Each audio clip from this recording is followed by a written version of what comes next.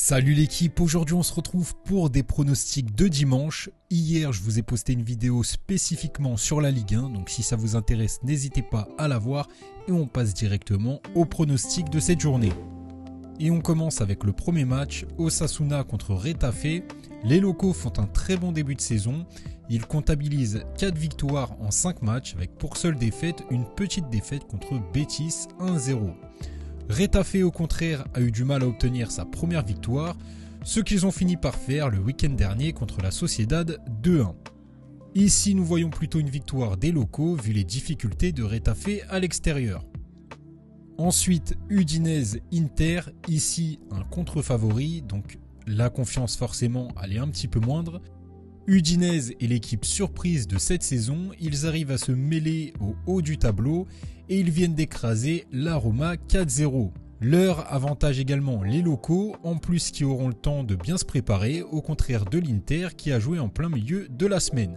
Donc ici nous voyons plutôt une victoire des locaux ou match nul, ou alors possiblement une petite défaite de 1 but. Et les contre-favoris, je le répète encore une fois, ne les mettez pas dans vos combinés, c'est des matchs à jouer en simple ou tout simplement à éviter. Pour le troisième match, on s'intéresse à la Roma contre Atalanta, un des deux chocs en Serie A pour ce dimanche. L'Atalanta est invaincu cette année et ils ont un coup à jouer car ils ne jouent aucune Coupe d'Europe. La Roma en face enchaîne les matchs et pourrait être fatiguée. L'Atalanta reste néanmoins sur une contre-performance avec un match nul contre une petite équipe, donc possible ici de tenter le match nul car les deux équipes ont des statistiques équivalentes et on favoriserait plus l'Atalanta. Donc ici on partirait sur match nul ou Atalanta. Ensuite Hoffenheim-Fribourg, un choc de haut de tableau entre deux équipes qui ont très bien démarré leur championnat. Hoffenheim est intraitable à domicile tandis que Fribourg l'est à l'extérieur. Fribourg qui enchaîne les matchs risque cependant d'être fatigué, donc un nul est envisageable ici.